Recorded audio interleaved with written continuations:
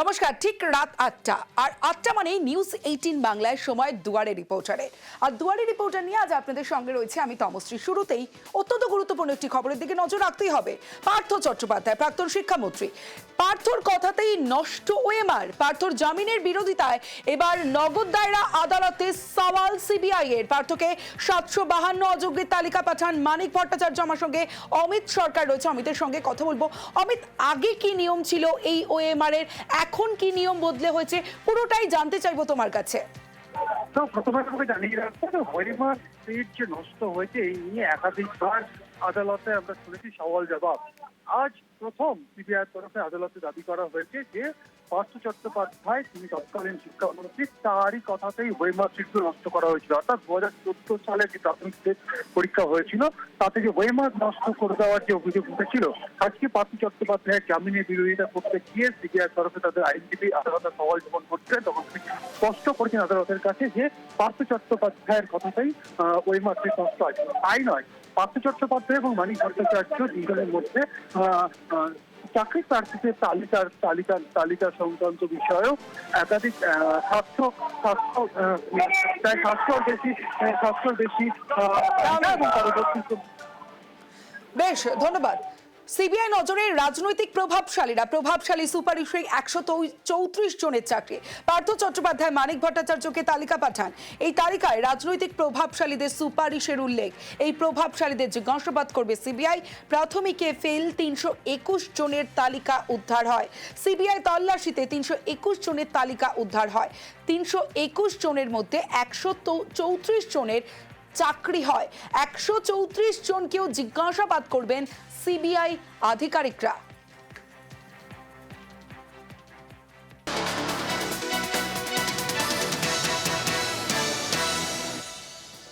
বিজেপির প্রাক্তন রাজ্য সভাপতি, প্রাক্তন সাংসদ দিলীপ ঘোষ। এবার দিলীপের খেলা দেখাবো। খড়গপুরে শ্যাম দরবার মন্দির, আর সেখানেই কখনো গদা হাতে কখনো লাঠি নিয়ে খেলা দেখালেন দিলীপ ঘোষ।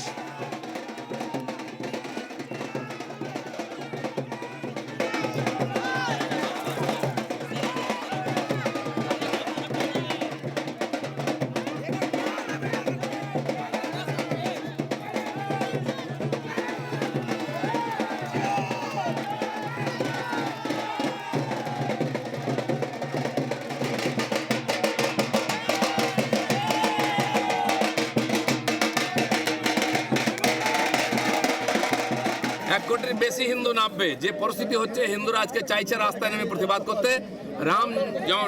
রামনবমীর যে শোভাযাত্রা উৎসব, সেটা তাদের কাছে বড় সুযোগ। এখানকার লক্ষ লক্ষ কোটি কোটি হিন্দু আর পূর্ণকুম্ভতে গেছেন, মহাকুম্ভতে স্নান করে এসছেন তারা। আজ পশ্চিমবাংলায় হিন্দু বিপন্ন, বাংলাদেশের তো খারাপ অবস্থায় আছে। প্রত্যেক এর সঙ্গে শোভাযাত্রার সঙ্গে আখাড়া থাকবে। হিন্দু যুবকরা লাঠি নিয়ে বেরোবে। তাদের নিজের ধর্ম, সংস্কৃতি এবং জীবনের রক্ষার দায়িত্ব হিন্দু সমাজকে তুলে নিতে হবে। আর যেখানে পুলিশ বাধা দেবে, সেই শোভাযাত্রা নিয়ে থানায় গিয়ে থানা ঘেরাও করতে হবে। গড় হাজিরা, আর সেই গড় হাজিরার জন্যই পথ গেল নেত্রী। দিলীপ ঘোষের মন্তব্যের প্রতিবাদ, আর সেই প্রতিবাদ যে তৃণমূলের, আর সেই তৃণমূলের মিছিল খড়গপুরে। মিছিলে গড় হাজির কল্যাণী ঘোষ, আর কল্যাণী ঘোষের কে এবার পদ গেল নেত্রীর। কল্যাণীর বিরুদ্ধে নিষ্ক্রিয়তার অভিযোগে ব্যবস্থা। সরাসরি চলে যাব, শঙ্কর রায় রয়েছে আমার সঙ্গে, শঙ্করের সঙ্গে কথা বলবো। শঙ্কর, ঠিক কি পদক্ষেপ নেওয়া হলো এবং এই কল্যাণী ঘোষের মন্তব্য কি?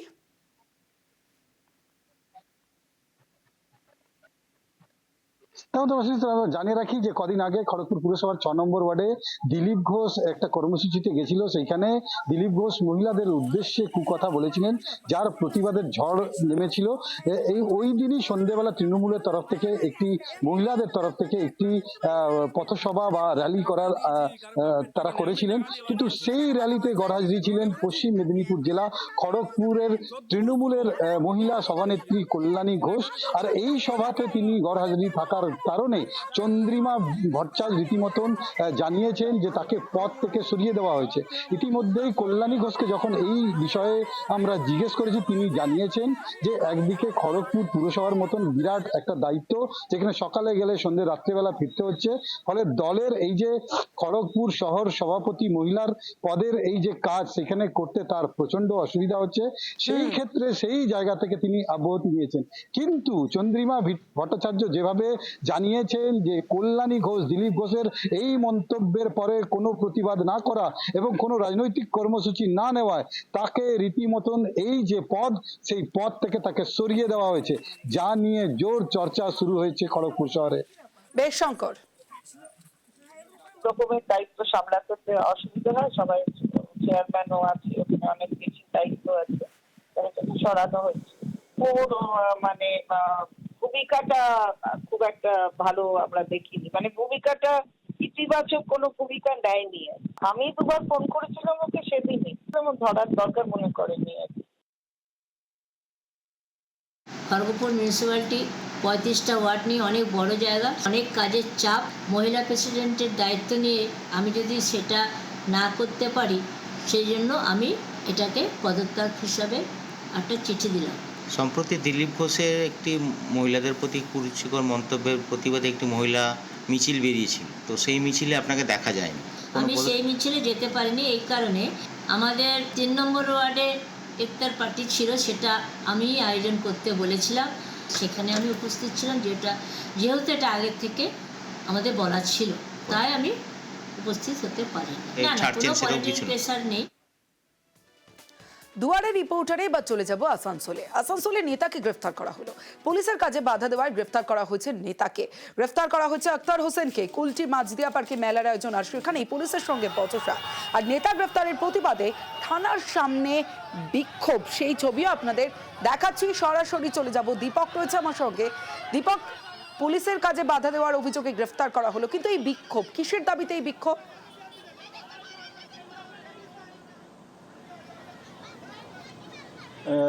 গ্রেপ্তার হওয়া নেতাকে নিঃশর্তে ছাড়তে হবে, এই দাবিতেই তারা বিক্ষোভ দেখাতে থাকে। যদিও পুলিশের পক্ষ থেকে পরিষ্কার জানিয়ে দেওয়া হয় যে এই নেতাকে গ্রেপ্তার করা হয়েছে, তৃণমূলের প্রাক্তন কাউন্সিলর আক্তার হোসেনকে, তাকে কিন্তু আদালতে পাঠানো হবে। কারণ হচ্ছে যেভাবে গতকাল রাত্রে পুলিশের কাজে বাধা দেওয়া, এবং তখন দাবি ছিল প্রাক্তন কাউন্সিলর আক্তার হোসেনের কি মসজিদিয়া পার্কে একটি মেলার আয়োজন করেছে, সেই মেলা কিন্তু বসবে ওই ময়দানে, তারই বিরোধিতা করেছে বর্তমান কাউন্সিলর। কারণ হচ্ছে কি, ওই মেলা যদি ওইখানে বসে ভারী যান চলাচল আসবে এবং ঈদের উৎসবে একটি অশান্তি তৈরি হতে পারে, এই আশঙ্কা করে পরে পুলিশকে গোটা বিষয়টি জানায় বর্তমান কাউন্সিলর। তা এরপরই কিন্তু অভিযোগ পাওয়ার পর যখন ঘটনাস্থলে পুলিশ যায়, প্রথমে তার কাউন্সিলরের বিবাদ জড়িয়ে পড়ে দুই বর্তমান এবং প্রাক্তন কাউন্সিলরের মধ্যে। তারপর যখন পুলিশ পরিস্থিতি নিয়ন্ত্রণে আনতে চায়, তখন পুলিশের কাজে রীতিমতো বাধা দেওয়ার অভিযোগ ওঠে এই প্রাক্তন কাউন্সিলরের বিরুদ্ধে। এরপরই পুলিশকে লক্ষ্য করে কুরুচিকর মন্তব্য করেন এই প্রাক্তন কাউন্সিলর। এরপরই পুলিশ তাকে গ্রেফতার করে ওইখান থেকে থানায় নিয়ে আসে। আজ সকালে দেখা যায় তাকে ছাড়ার দাবিতে বিক্ষোভ থানার সামনে, যে ছবি আমরা দেখছি।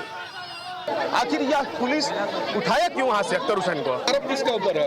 आरोप कैसे? प्रशासन अपना काम करेगा, दोनों तरफ से करेगा ना सर। प्रशासन एक तरफ नहीं करेगा ना, प्रशासन सबके लिए है। अरेस्ट करने का कोई रीजन बताइए। आप मांग क्या है आप लोगों? हम लोगों की मांग यही है सर, मेला वहाँ पे लगता है, अख्तर हुसैन को यहाँ पर रिहा कीजिए। আমি বস একটু এতটুকু শুনেছি কি ভোরবেলা 4টার সময় নেমাতপুর থেকে অ্যারেস্ট করা হয়েছে। এবারে নেমাতপুর কিসের জন্য গিয়েছিল, কি করতে গিয়েছিল, কি কারণে অ্যারেস্ট করা হয়েছে সেটা আমি কিছু জানি না। আমি চাইছি কি আইন কানুনকে কোনোদিন ভায়োলেন্স করতে পারবো না, আইন কানুনকে মেনে চলি। আমার সঙ্গে যাওয়া হয়েছে, আমি ইন রিটার্ন পুলিশ প্রশাসনকে দিয়েছি। আর আইসি কুলটি আর কুলটি পুলিশ প্রশাসন খুব সুন্দর কাজ করছেন। ওনারা যেভাবে সমাজে যাচ্ছে কি আইন ল অ্যান্ড অর্ডারকে মেনটেন করছেন, সেই জন্য মন থেকে পুলিশ প্রশাসন আর আইসি কুলটিকে ধন্যবাদ।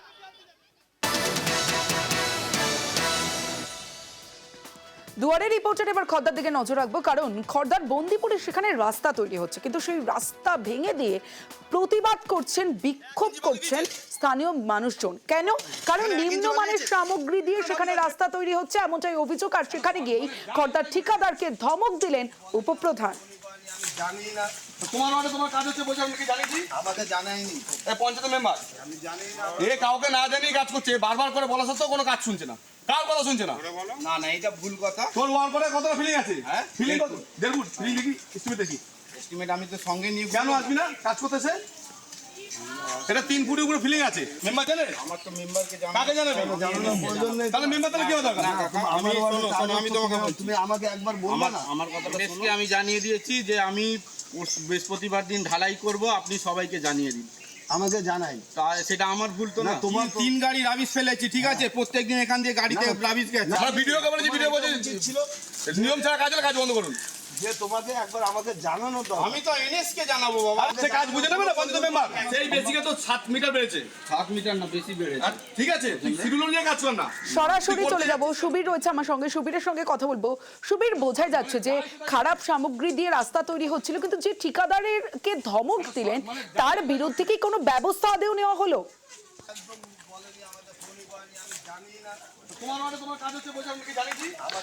দেখো এই যে ঠিকাদার যিনি রয়েছেন বিকি নায়েক তার কিন্তু এই যে ঠিকাদারির যে কাজ সেই কাজ কিন্তু সম্পূর্ণ বন্ধ করে দেওয়া হয়েছে বন্দিপুর পঞ্চায়েতের তরফ থেকে এবং এই যে ঠিকাদার কিন্তু দীর্ঘদিন ধরে এই যে রাস্তার কাজ করছিলেন নিম্নমানের সামগ্রী দিয়ে কাজ করছিলেন এমনটা কিন্তু অভিযোগ ছিল গ্রামবাসীরা বলার পরেও কিন্তু কোনোরকম কোনো কর্ণপাত করেননি তিনি এবং তারপরে উপপ্রধান এবং সেখানকার পঞ্চায়েত সদস্য ঘটনাস্থলে যান পঞ্চায়েত সদস্যকে না জানিয়ে কিন্তু এই ঢালাইয়ের কাজ করছিল রাস্তার কাজ করছিল এমনটা কিন্তু অভিযোগ এবং তারপরে কিন্তু উপপ্রধান সরাসরি ধমক দেন এই যে যিনি ঠিকাদার রয়েছেন এবং সেই জায়গা থেকে কাজ বন্ধ করে দেন এবং যতক্ষণ না পর্যন্ত নিম্নমানের সামগ্রী সেখান থেকে তুলে নিয়ে ফের আবার পুনরায় কাজ শুরু করা হবে ততক্ষণ পর্যন্ত কিন্তু কাজ বন্ধ থাকবে এমনটা জানিয়েছেন বন্দিপুর গ্রাম পঞ্চায়েতের উপপ্রধান প্রসেনজিৎ সাহা বেশ সুবীর তুমি কাজ করছো তোমাকে কেউ ডিস্টার্ব করবে না আমার পাশে পঞ্চায়েতের মেম্বার দাঁড়িয়ে আছে সেখানে কাজ হচ্ছে সেও জানে না ঢালাই হচ্ছে তাকে জানায়নি আমি আমার বাড়ির সামনেই মানে 10 মিটার আমার বাড়ি আমি প্রতিদিন এখানে এসে দেখছি যা শিডিউলে আছে অ্যাজ পার শিডিউল ছাড়া তারা কাজ করছে আমি বলাতে কোনো কর্ণপাত করছে না বারবার করে আমি ভিডিওকে জানিয়েছি ভিডিও সাহেব বলছে একদম শিডিউল ছাড়া কাজ হবে না আমি এনএসকে জানিয়েছি এনএসও বলছে শিডিউল ছাড়া কাজ হবে না তার থেকে বোল্ডার নিয়ে এসছে সেই বোল্ডার ফেলছে সেখানে জল ঢুকলে রাস্তা ফেটে 2 দিন পরে ভেঙে যাবে দুপুরে দিনহাটায় জলের দাবিতে বিক্ষোভ দেখাচ্ছিলেন স্থানীয় মানুষজন আর সেই বিক্ষোভে আটকে পড়েন উদয়ন গুহ এবং দুপুরে সেই ছবি দেখাচ্ছি যখন বিক্ষোভ দেখাচ্ছিলেন স্থানীয় মানুষজন অবরোধে আটকে পড়েন উদয়ন গুহ মন্ত্রীকে ঘিরে জলের দাবিতে এলাকাবাসীরা সরব হন এবং সেখানে দাঁড়িয়েই মন্ত্রী উদয়ন গুহ তিনি পিএইচই দপ্তরে ফোন করেন এবং সেই ছবি আপনাদের দেখাবো দেখুন ফোন করে জল দেওয়ার কথা বলা হয় কয়েক ঘন্টার মধ্যে জল পেলেন সেখানকার মানুষজন এবার সেই ছবি উদয়নের হস্তক্ষেপে জল পিল দিনহাটায় খারাপ আছে ওগুলোকে ঠিক করার বন্দোবস্ত করো তুমি আমি বললাম তো এখন 11টা বাজে 10 আমি বামনহাট যাচ্ছি আমি ফেরার পথে যেন দেখি তুমি এখানে এসছো সরাসরি চলে যাব শুভঙ্কর রয়েছে আমার সঙ্গে শুভঙ্কর মন্ত্রী ফোন করলেন তার কিছুক্ষণের মধ্যেই জল চলে এলো এলাকায় এলাকাবাসীরা যারা বিক্ষোভ দেখাচ্ছিলেন তাদের কি বক্তব্য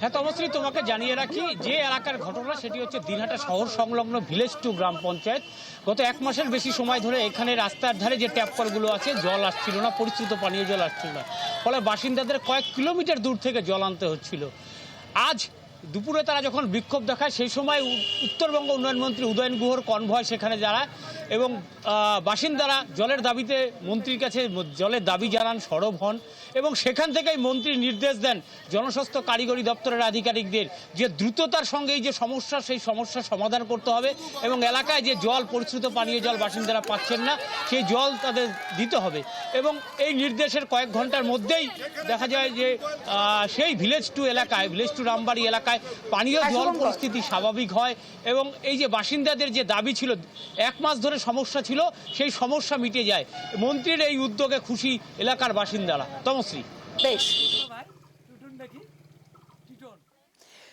এটা দিনহাটার ছবি দেখলেন অন্যদিকে শিলিগুড়িতে সেখানে জল নিয়ে জল ঘোলা। কেন বলছি? কারণ নানা বস্তিতে জল সমস্যার অভিযোগ রয়েছে, আর সেই এলাকা আজ পরিদর্শনে যান বিজেপি বিধায়ক শঙ্কর ঘোষ। কিন্তু শঙ্কর ঘোষ তিনি পরিদর্শনের পর জল নিয়ে আক্রমণ করেন, পরিষেবা নিয়ে পুরসভাকে আক্রমণ করেন।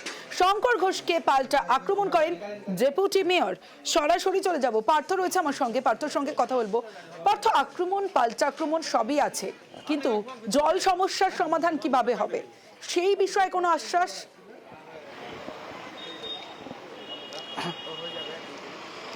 দেখো, শিলিগুড়িতে কিন্তু পানীয় জলের একটা সংকট রয়েছে এবং তা কিন্তু স্বীকারও করেছে পুরসভা, এবং সেই জন্য নতুন জলের প্রকল্প ইতিমধ্যে কিন্তু হাতে নিয়েছে পুরসভা।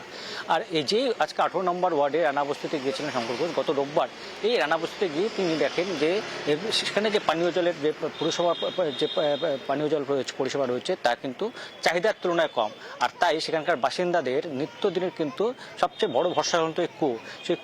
সেই কূপ কিন্তু মানে সেখানেও কিন্তু জল নেই, আর তা নিয়ে তিনি সেখানে যাতে পানীয় জল পরিষেবা পৌঁছয় সেই জন্য তিনি আজকে সেখানে যান এবং সেখানে গিয়ে অভিযোগ করেন যে জল জীবন মিশন, সেই জল জীবন মিশনের কাজ শিলিগুড়ি পরিষেবা করছে না, আর তাই জল ভোগান্তি হচ্ছে এই 18 নম্বর রানাবস্তি সহ শহরের একাংশে।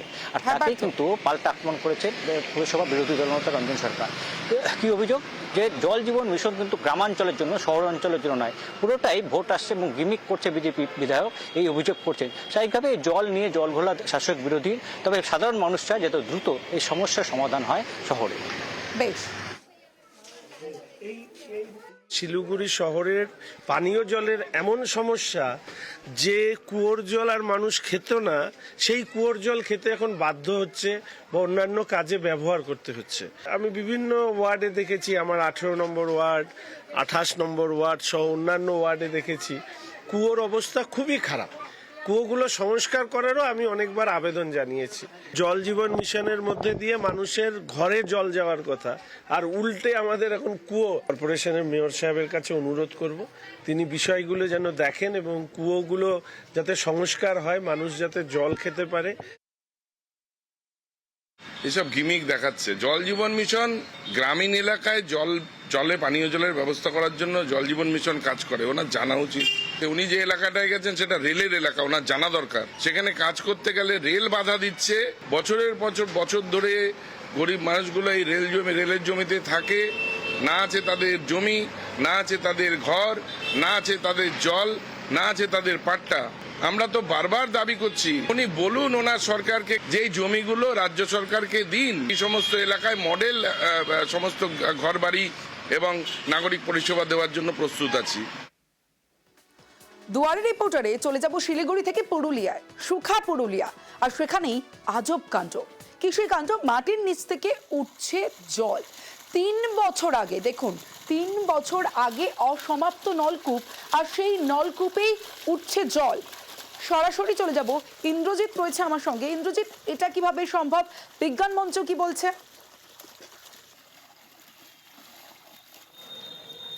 দেখো তমশ্রী, একেবারে বিজ্ঞানের ভাষায় এটা আর্টেজিও কূপ বলা হয়। এটা প্রাকৃতিকভাবে এই ধরনের ঘটনা হয়, কিন্তু পুরুলিয়ার ক্ষেত্রে এটি আশীর্বাদ বলা যেতে পারে এবং পুরুলিয়ার মানুষ মনে করছে এটিকে কামধেনু নলকূপ। যে নলকূপটি আজ থেকে প্রায় 3 বছর আগে করা হয়েছিল, কুড়তে কুড়তে হঠাৎ করে জল বেরোতে শুরু করে। না সৌরশক্তি না বিদ্যুৎ, শুধু জল বেরোচ্ছে, দিন রাত জল বেরোচ্ছে, এবং এই গ্রামকে কার্যত বাঁচিয়ে রেখেছে এই কামধেনু নলকূপ, যা বিজ্ঞানের ভাষায় যেমনটা বললাম আর্টেজিও কূপ। এই একেবারেই মাটির নিচে যে জল থাকে সেই জল একেবারেই বেশ বেগের প্রেসারে বেরিয়ে আসে এবং বাইরে পাইপের মাধ্যমে সেই প্রক্রিয়াকেই এটা বলা হচ্ছে। এটা একেবারেই স্বাভাবিক, অবাক হওয়ার মতো কিছু নয়। তবে এটা একেবারেই এই যে গ্রাম বারপাড়া গ্রাম, আরসা ব্লকের হ্যাঁসলা গ্রাম পঞ্চায়েতের, সেই গ্রামের মানুষের কিন্তু খুব সুবিধে হয়েছে। তারা জল পাচ্ছে, সেই জল তাদের যে পানীয় জলের তীব্র সংকট, সেই সংকট তাদের নেই। তাদের স্বচ্ছ জল রয়েছে, জল থেকে চাষ হচ্ছে, জল খাওয়া হচ্ছে। ফলে এই গ্রামের ক্ষেত্রে এটি একেবারেই প্রকৃতির আশীর্বাদ বলা যেতে পারে, যেখানে বিজ্ঞানের ভাষায় ব্যাখ্যারও নানা রকম রয়েছে। কিন্তু এই গ্রামে যেখানে দেখা যাচ্ছে পুরুলিয়ার বিভিন্ন জায়গায় জলের সংকট দেখা দেয়, নদী শুকিয়ে যায়, জলস্তর কমে যায়, সেখানে এক অন্য ছবি বলা যেতে পারে তমশ্রী। বেশ, বারবার খবরের শিরোনামে দুর্গাপুর, আর একটাই খবর, আবর্জনায় ভরা দুর্গাপুরের রাস্তা, জমা জঞ্জালে জেরবাদ দুর্গাপুর। ছবিটা দেখছেন স্টেশন যাওয়ার রাস্তার ধারেই ঠিক এভাবেই আবর্জনার স্তূপ। মশা মাছির উপদ্রবেও নাজেহাল বাসিন্দারা, দুর্গন্ধে টেকা দেয়। দুর্গাপুরের 30 নম্বর ওয়ার্ডের ছবি দেখছেন। সরাসরি চলে যাব, অর্পণ রয়েছে আমার সঙ্গে, অর্পণের সঙ্গে কথা বলবো। অর্পণ, কয়েকদিন আগে দুর্গাপুরের অন্য এক জায়গার আমরা খবর দেখেছিলাম, 24 ঘন্টার মধ্যে পুরসভা সেই যে জঞ্জাল, সেই জঞ্জাল সাফাই হয়ে যায়। আবার আমরা খবর দেখাচ্ছি, কিন্তু বারবার আমরা খবর দেখানোর পর পদক্ষেপ, তার আগে কেন এই পদক্ষেপগুলো নেওয়া হচ্ছে না? দেখো, একেবারেই কিন্তু এক সময় কিন্তু দুর্গাপুর স্মার্ট সিটির দৌড়ে যতটা এগিয়ে ছিল, কিন্তু দেখা যাচ্ছে দিনের পর দিন আবর্জনার স্তূপে কিন্তু এগিয়ে যাচ্ছে শহর দুর্গাপুর। একেবারে শহরের বিভিন্ন যে জায়গা, মূল রাস্তা, সেই মূল রাস্তার ধারেই কিন্তু দেখা যাচ্ছে আবর্জনার স্তূপ। এই ছবি দেখা গেল একেবারে দুর্গাপুরের 30 নম্বর ওয়ার্ড, দুর্গাপুর স্টেশন যাওয়ার যে গুরুত্বপূর্ণ রাস্তা রয়েছে, সেই রাস্তার পাশেই কিন্তু জমে থাকা আবর্জনা থেকে ছড়াচ্ছে দুর্গন্ধ। এবং স্থানীয় যারা রয়েছেন তারা কিন্তু বারবার তারা অভিযোগ করছেন এবং ক্ষোভে বুঝছেন মূলত, কারণ এই দুর্গন্ধ সঠিক সময় সাফাই না করার কারণেই কিন্তু এলাকায় দুর্গন্ধ ছড়াচ্ছে, এমনটাই কিন্তু দাবি করছেন স্থানীয়রা। বেশ, মুরগি আটার পরে ফেলে দেয়, আমরা ডিএমসি জানিয়েছি, তা ওরা কোনো গুরুত্ব নেয়নি। এটা কি অনিয়মিত হয়, পরিষ্কার হয় না ঠিকঠাক? পরিষ্কার হয়, এখন 1 মাসের পরে হয়, 15 দিন পরে হয়। টিকা এখানে দায় হয়েছে, প্রচুর দায় হয়েছে। আমাদের প্রত্যেকটা ওয়ার্ডে কিন্তু সুপারভাইজার দেওয়া আছে 3 জন করে, এবং তার সাথে নির্মল সাথী, আপনারা জানেন নির্মল সাথী এখন প্রত্যেকটা ওয়ার্ডে যেখানে যেমন পপুলেশন আছে তার উপরে নির্মল সাথী দেওয়া আছে। প্রত্যেক দিন বাড়ি বাড়ি ভ্যান যাচ্ছে, আপনার তার সাথে আমাদের গাড়ি আছে। কিন্তু তা সত্ত্বেও মানুষ, জানি না মানুষ কেন এত অসচেতনতার কাজ করছে। কিন্তু মানুষ যদি নিজেরা সচেতন না হয়, তাহলে কিন্তু কর্পোরেশনের কাছে মানে খুব একটা মুশকিল হয়ে উঠছে। কি আমরা নিশ্চয়ই তাদের উপর ফাইন করব, এবং যে এলাকাগুলো বলছেন আমি নিজে গিয়ে পরিদর্শন করে তাদের সাথে কথা বলে আমি দেখছি যে কি উপায় হচ্ছে। গত রবিবার নিউজ 18 বাংলায় আমরা একটা খবর দেখেছিলাম ঘোলার, যেখানে অবৈধ কেঞ্চুরি কারখানা আর সেখানে বিষাক্ত রাসায়নিকে দূষিত নোয়াই খাল। গত রবিবার এই খবর আমরা দেখাই, তারপর আজ ঘটনাস্থল পরিদর্শনে যান প্রধান উপপ্রধান। নিউজ 18 বাংলার খবরের জের এবং সেখানে ঘটনাস্থলে পরিদর্শন প্রধান উপপ্রধানের। সরাসরি চলে যাব, সুবীর রয়েছে আমার সঙ্গে। সুবীর, পরিদর্শনের পর কি পদক্ষেপ?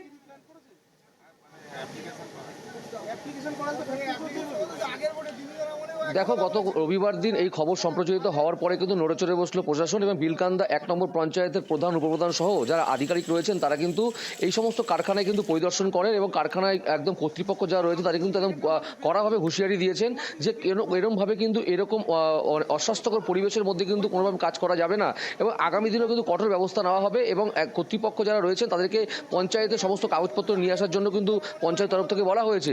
যদি এই ধরনের কথা যদি কেউ না শোনেন, তাহলে তাদের কিন্তু কড়া পদক্ষেপ নেওয়া হবে পঞ্চায়েতের তরফ থেকে, এমনটা কিন্তু জানিয়েছেন পঞ্চায়েত যিনি উপপ্রধান রয়েছেন প্রবীর দাস। বেশ, প্রথমে আপনাদের চ্যানেলকে ধন্যবাদ জানাই, কেন আপনারা দেখিয়েছেন। আমরা গত বোর্ডেও আমরা এই কারখানাগুলোকে বলেছিলাম যে আপনারা টিটিপি প্ল্যান্টের মাধ্যম দিয়ে পরিশোধীয় করে জলটি খালে ফেলুন, কিন্তু তারা গত বোর্ডেও শোনেনি কথা। তা আমরা গতকাল সমস্ত কারখানায় আমরা গেছি, ইনকোয়ারি করেছি এবং কারখানা মালিকদের এবং ম্যানেজারদের সাথে কথা বলেছি। ওনাদের একটা নির্দিষ্ট টাইম দেবো, ওদের সব পেপারস নিয়ে পঞ্চায়েতে আসতে বলেছি, যাদের সঠিকভাবে গভর্নমেন্টের নিয়ম মেনে সরকারি রুলস অনুযায়ী যে যে নিয়ম আছে সেই নিয়মকানুন মেনে ওনারা ফ্যাক্টরি চালাক, তাহলে আমাদের কোনো পঞ্চায়েতগতভাবে আপত্তি থাকবে না। খানাকুল গ্রামীণ হাসপাতাল, প্রতিদিন এই হাসপাতালে শয়ে রোগী আসেন চিকিৎসা করাতে, কিন্তু জানেন 1 বছর ধরে হাসপাতালে বন্ধ এক্স-রে। ফলে দূর দূরান্ত থেকে, বাইরে থেকে যারা রোগীরা আসছেন তারা এক্স-রে মেশিন খারাপ থাকায় এক্স-রে করাতে পাচ্ছেন না, বিনামূল্যে এক্স-রে পরিষেবা পাচ্ছেন না, তাই বাধ্য হয়ে তারা বাইরে থেকে করতে হচ্ছে।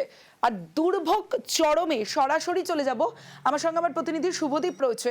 শুভদীপ, সবার পক্ষে তো সম্ভব নয় যে বাইরে থেকে এক্স-রে করানো সম্ভব, তাহলে সরকারি হাসপাতালে এই বিনামূল্যে পরিষেবায় তারা আসবেন কেন প্রথমত? আর 1 বছর ধরে একটা এক্স-রে মেশিন খারাপ কেন ঠিক হচ্ছে না?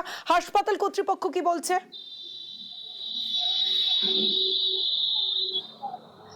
একেবারেই হাসপাতাল কর্তৃপক্ষ যেটা সাফাই দিচ্ছে যে তারা নাকি জেলা স্বাস্থ্য দপ্তরে বারবার আবেদন জানিয়েছে যে এক্স রে মেশিন বিকল হয়ে আছে, কিন্তু ঊর্ধ্বতন কর্তৃপক্ষ কোনো রকম পদক্ষেপ নাকি গ্রহণ করেননি। যদিও হাসপাতাল কর্তৃপক্ষের তরফে কেউ সরাসরি ক্যামেরার সামনে কিছু বলতে রাজি নয়। বিওএমএইচকে আমরা ফোনে ধরেছিলাম, তিনি ফোনেও কিছু জানাতে রাজি নন না। তিনি শুধু একটি অফ দ্য রেকর্ড কথা জানাতে চাইছেন যে তিনি বক্তব্য কোনো দেবেন না। যদিও যার ফল ভুগছে কিন্তু সাধারণ মানুষ, কারণ গরিব মানুষ সরকারি হাসপাতালে চিকিৎসার জন্য যান, সামান্য যেটা এক্স রে পরিষেবা সেটুকু তারা পাচ্ছেন না। বাধ্য হয়ে বাইরে থেকে 300, 250, 400 টাকা খরচা করে বাইরের যে ডায়াগনস্টিক সেন্টার রয়েছে সেই সব সেন্টার থেকে তারা এক্স রে করাচ্ছেন। এর ফলে মানুষের মধ্যে ক্ষোভ বাড়ছে, কারণ সরকারি হাসপাতালে সমস্ত জায়গায় সমস্ত পরিষেবা বিনামূল্যে দিচ্ছে রাজ্য সরকার, কিন্তু সামান্য এক্স রে পরিষেবাটুকু খানাকুল গ্রামীণ হাসপাতালে বিনা পয়সায় পাওয়া যাচ্ছে না। আর এর জেরেই দুর্ভোগ বাড়ছে খানাকুলে। আমরা খবর দেখালাম, হাসপাতাল অবশ্যই নজর থাকবে আমাদের। নিজের লোক, ওনার পাটা ভেঙে গেছিল, আমি ওখানে গেলাম বা জানলাম, এরা বললো যে না হবে না, আমাদের মেশিন খারাপ, আমাদের এক্স রে মেশিন এখন অচল, রুমটা বন্ধ বলে লেখা আছে দেখলাম। আমি আশা রাখবো কর্তৃপক্ষের কাছে বা গভর্নমেন্টের কাছে যাতে খানাকুল গ্রামীণ হাসপাতাল যত শীঘ্র সম্ভব এই এক্স রে মেশিনটি সচল করিয়া আমাদের উপকার করুন, জনসাধারণের উপকার করুন। ওখানে বিষয়টা আমরা জানি, আমরা প্রশাসনিক স্তরে জানিয়েছি বিষয়টা, বিএমএইচও জানিয়েছেন, সিএমএইচ সাহেবকে জানিয়েছেন, যেখানে যেখানে জানাবার প্রয়োজন জানানো হয়েছে। শিগগিরই ওগুলোর ব্যবস্থা হবে, মানুষ পরিষেবা পাবে এবং দ্রুত যাতে ওখানে এক্স রে চালু হয় তার ব্যবস্থা করা হবে। আনারসের গাড়িতে গাঁজা, গাড়ির টায়ার কেটে 21 কেজি গাঁজা উদ্ধার। ইতিমধ্যে পুলিশের জালে দুজন। সরাসরি চলে যাব, চঞ্চল মোদক রয়েছে আমার সঙ্গে। চঞ্চল, যে দুজনকে গ্রেফতার করা হয়েছে তাদের সম্পর্কে কি কি তথ্য এখনো পুলিশের কাছে?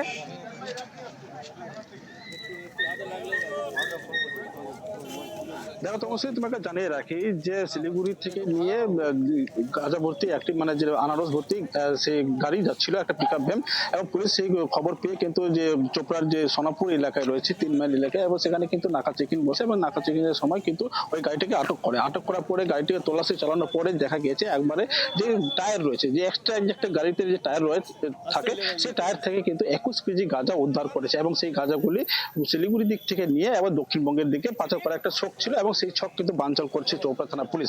এবং খবর পেয়ে কিন্তু ঘটনাস্থলে চোপড়া থানা পুলিশ এবং চোপড়ার যিনি আইসি রয়েছেন সুরজ থাপা তিনিও পৌঁছান, এবং ব্লক প্রশাসনের আধিকারিকরা পৌঁছানোর পরে কিন্তু গাঁজাগুলি বাজেয়াপ্ত করার পাশাপাশি দুজনকে গ্রেপ্তার করেছে এবং গোটা ঘটনা তদন্ত শুরু করেছে চোপড়া থানা পুলিশ। তমশ্রী, বেশ। মাটি পাচারের অভিযোগে তুমুল বিক্ষোভ, এবার সেই খবর দেখাবো আপনাদের। গ্রামীণ রাস্তায় মাটি পাচার এবং সেখানে ডাম্পার আর্থ মুভার নিয়ে যাওয়ার দাপট আর প্রতিবাদ জানিয়েও কাজ না হয় এবার বিক্ষোভ। ডাম্পার আর্থ মুভার আটকে বিক্ষোভ গ্রামবাসীদের। সরাসরি চলে যাবো, আমার সঙ্গে আমার প্রতিনিধি শুভঙ্কর রয়েছে। শুভঙ্কর, এরপর কি হলো? বিক্ষোভ তো হলো, তারপর সমাধান?